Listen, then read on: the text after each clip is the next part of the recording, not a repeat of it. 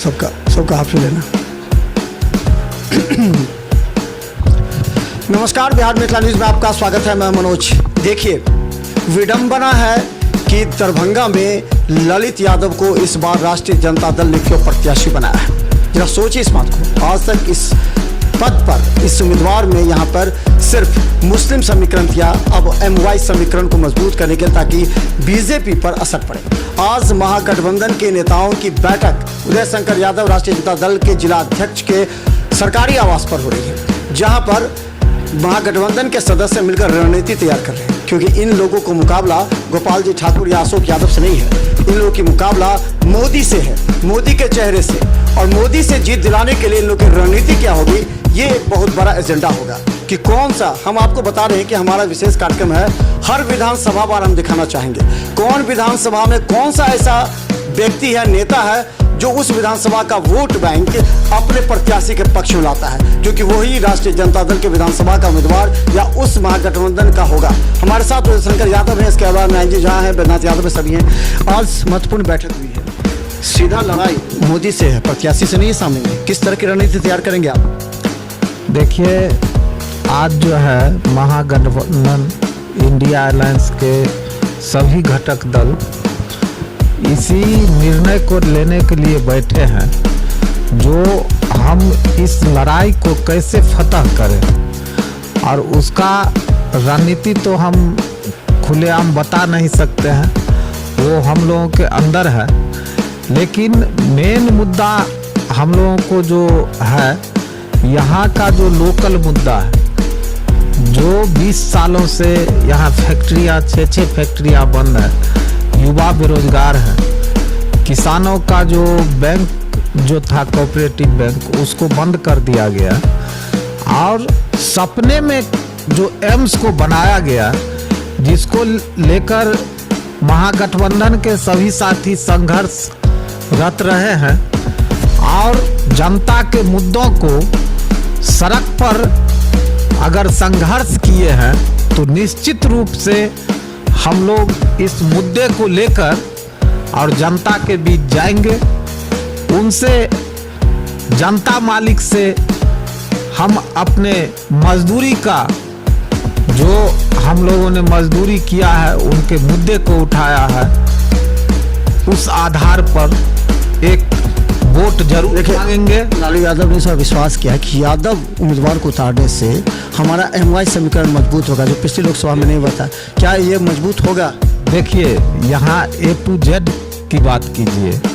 हमारे नेता विरोधी दल माननीय तेजस्वी प्रसाद यादव जी ने इससे पहले ही बोल चुका है, जो MY कहने वाले लोगों को, जो यह MY नहीं बाप की पार्टी है, और यहाँ A to Z की बात होती है, तो इन मुद्दे को हम बहुत पीछे छोड़ चुके हैं, इसलिए हम A to Z की बात करते हैं।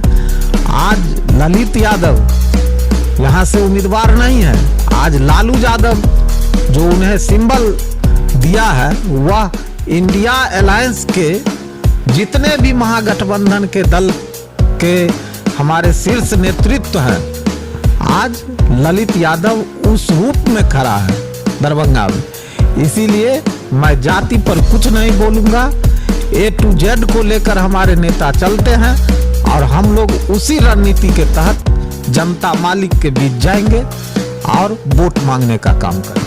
तो बता दें, बड़ी खबर के साथ में हम बता देंगे कि ललित यादव आज वार्ड नंबर 7 और 8 का भ्रमण कर रहे हैं, और लगातार इनका मोहम्मद सरफात में सिमरी में दिखेंगे। लगातार हमारे रिपोर्टर सभी जगह पर है, क्योंकि हर विधानसभा बार हम दिखाएंगे कि आखिर क्या हो रहा है। नारायण जी झा हमारे साथ हैं, जो कि एक जल का मजबूत खंभा है, और इन पर बहुत कुछ निर्भर करता है।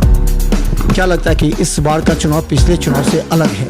इस बार का चुनाव निश्चित रूप से पिछले चुनाव से अलग है, और इस चुनाव में आज देश के अंदर जो भयंकर महंगी बढ़ गई है, वो मुद्दा होगा। इस चुनाव में देश के अंदर जो बेकारी है, और मोदी सरकार ने जो वादा खिलाफी किया, कहा 2 करोड़ लोगों को रोजगार देंगे, लेकिन आज तक जो है करोड़ नहीं पूरा रोजगार देने के मामले में, वो मुद्दा होगा। भ्रष्टाचार मुद्दा होगा, और खास करके मिथिलांचल और दरभंगा का विकास जो है यहाँ मुख्य मुद्दा होगा। क्योंकि बरसों से दरभंगा उपेक्षित है। आपको हम बता दें, दरभंगा के अंदर केंद्रीय विश्वविद्यालय बनना था, दरभंगा के अंदर नहीं बन पाया और मोदी सरकार दरभंगा में केंद्रीय विश्वविद्यालय नहीं दिया। सुपर स्पेशलिटी अस्पताल है, कई वर्षों से बना हुआ भवन खड़ा है, लेकिन वो आज तक चालू नहीं हुआ। अभी एम्स का सवाल है, महागठबंधन ने एम्स निर्माण के लिए जमीन दिया, 309 करोड़ रुपया भी सैंक्शन किया स्थल विकास के लिए, लेकिन आज देश के अंदर अरबों खरब रुपया परसा जा रहा है, लेकिन दरभंगा में एम्स का शिलान्यास नहीं हुआ। यहाँ सकरी चीनी मिल, रैयाम चीनी मिल, लोहट चीनी मिल वर्षों से बंद पड़ा हुआ है, अशोक पेपर मिल वर्षों से बंद पड़ा हुआ है। तो धर्म की आड़ में छद्म रूप में जो जनता के सामने बीजेपी जाने का काम कर रही है, उसे हम लोग बेनकाब करेंगे। और खास करके किसान जो आज समस्या से त्राहि त्राहि कर रहे हैं, खेत में काम करने वाले मजदूर जो समस्या से त्राहि त्राहि कर रहे हैं, और आम जो मेहनतकश आवाम है वो आज परेशान है इस सरकार से, उनके बीच जाकर और उनकी जो मूल समस्या है और उसको हम लोग बताने का काम करेंगे। और निश्चित तौर पर महागठबंधन, आपको हम बता दें, अभी 5 लाख लोगों को बिहार में बहाली हुई है हमारे गांव से लेके, और हम देख रहे हैं बड़े पैमाने पर सवर्णों को नौकरी अभी मिला है, और वो सवर्ण अभी टीचर के रूप में, कर्मचारी के रूप में अभी काम कर रहे हैं। तो महागठबंधन के सरकार में 5 लाख लोगों को की नियुक्ति हुई है, इसलिए MY की बात आज के डेट में अप्रासंगिक है। और प्रासंगिक ये है कि आने वाले दिनों में महागठबंधन, इंडिया गठबंधन की यदि सरकार बनेगी तो उसमें वाम दल भी हैं, जो वाम दल गरीब गुरबा के हक की हिफाजत की हमेशा लड़ाई लड़ती है, उसके नौजवानों को, आम नौजवानों को रोजगार की बात करेगी इस सरकार में, और लोगों को रोजगार मिलेगा। और छद्म बेस में धर्म की आड़ में जो राजनीति बीजेपी कर रही है वो देश के अंदर नहीं होगा। रोजगार मुद्दा होगा, महंगाई मुद्दा होगा, और इन्हीं मुद्दों के आधार पर यह पार्लियामेंट का चुनाव हम लोग जीत। तो चलिए हम बता दें कि देखिए, इस बार की लड़ाई काफ़ी कठिन है। लोग कहते हैं इन तमाम मुद्दों से अलग होकर के देश की लड़ाई लड़ी है। देश बचेगा तो जान बचेगा, देश बचेगा तो संस्कृति बचेगी, देश बचेगा तो यहाँ का उद्योग कल कारखाना होगा। हमारे साथ मालिक है जिनको 3 सीट मिले हैं पूरे बिहार में, काफ़ी ज़्यादा। अगर राष्ट्रीय जनता दल किसी को महत्व देती है तो वो कांग्रेस के बाद माले ही है। अब ये बताइए कि लोग कह रहे हैं कि हमको देश बचाना है, उसके सामने कुछ तमाम मुद्दे, महंगाई, ये सब कारण कुछ नहीं आ रहा है। सीधा कह रहे हैं कि देश को बचाना है तो मोदी को लाना है। देखिए, लोकसभा चुनाव जो हो रहा है इसमें 2 विचारों का आमने सामने युद्ध चल रहा है। सही बात आपने कहा, सारे मुद्दे गौन, केवल 2 विचारों का। एक है कि ब्राह्मणवादी मनुवादी व्यवस्था को हमको लाना है, और दूसरा विचार है कि संविधान और लोकतंत्र और भाईचारे को बचाना है। ये 2 विचारों का युद्ध चल रहा है। महागठबंधन, इंडिया गठबंधन संविधान, लोकतंत्र और भाईचारे को बचाने की लड़ाई लड़ रहा है। और इस लोकसभा चुनाव में जनता से, मतदाता से हम महागठबंधन के लोग, इंडिया गठबंधन के लोग हम अपील कर रहे हैं कि आप संविधान, लोकतंत्र और भाईचारे बचाने के लिए आप वोट से चोट करिए।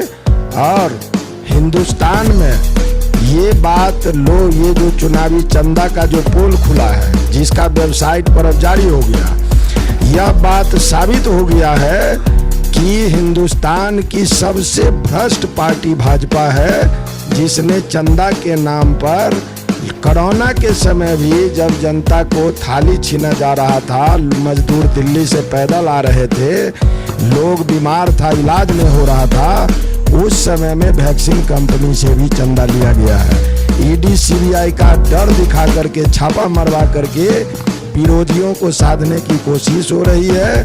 लेकिन जो भाजपा में चले जा रहे हैं वो पाक और साफ हो जा रहे हैं। यह इस बार दरभंगा के भी मतदाता इसका जवाब अपने वोट से देगा। अच्छा, ये चीज कन्हैया कुमार बेगूसराय में आपके ही उम्मीदवार के विरोध में है, पप्पू यादव विरोध हो गए, तो क्या लगता है कि महागठबंधन में अभी सब कुछ ठीक नहीं है? अगर कन्हैया कुमार विरोध कर दिए तो निश्चित तौर पर आपकी पार्टी की हार हो सकती है। देखिए, इंडिया गठबंधन जो बना है वो विचारों की रक्षा के लिए बना है, देश को बचाने के लिए बना है। इसलिए इसमें कहीं अगर किसी तरह की कोई बात हो रही है तो इसको जो हमारे ऊपरी नेता हैं, जो हमारे शीर्ष नेतृत्व हैं, उस पर नज़र रखे हुए हैं। और सीधा इस बार गांव में यह बात चर्चा बनना शुरू हो गया कि जो भी वायदे मोदी सरकार ने किया था, एक भी वायदे को हम दरभंगा में पूरा होते हुए नहीं देख रहे हैं, जिसकी चर्चा इंडिया गठबंधन के यहाँ नेताओं ने किया। हम लोग मुद्दा को लेकर के दरभंगा के मतदाता में पर्चा देंगे, अपील करेंगे कि पूरे 10 साल में कौन सा काम दरभंगा के लिए हुआ, यह भाजपा के नेताओं उम्मीदवारों से यहाँ का मतदाता पूछे। तो हम बता दें, वाम दल बेगूसराय में पहले से भी मजबूत थी और इस बार भी पूरी मजबूती से है। लेकिन बता दें, कांग्रेस में पप्पू यादव को लेकर के और कन्हैया कुमार को लेकर के अभी भी बिहार की राजनीति गर्म है। लेकिन हम आपको बता दें, इस बार का चुनाव काफ़ी कठिन होगा तमाम गठबंधन के नेताओं के लिए। लेकिन इस बार तेजस्वी यादव विधानसभा की झलक जरूर देखना चाह रहे हैं। उन्होंने कई बार कहा है कि इस बार देखेंगे कि विधानसभा में कौन सा प्रत्याशी और नेता अभी काम कर रहा है हमारे सांसद प्रत्याशी को जिताने के लिए, उस पर ही सहमति मिलेगी विधानसभा के वोट के लिए। महागठबंधन को उसी आधार पर सीटों का भी बंटवारा होगा, जो सबसे बड़ा चुनौती महागठबंधन के उम्मीदवारों की भी है। देखते रहिए, लगातार हम दिखाएंगे कि किस तरह महागठबंधन अपनी रणनीति तैयार करता है बीजेपी को हराने के लिए। देखते रहिए बिहार न्यूज़ यूट्यूब में सब्सक्राइब कीजिए और GTPL सिटी केबल पर 24 घंटे। धन्यवाद।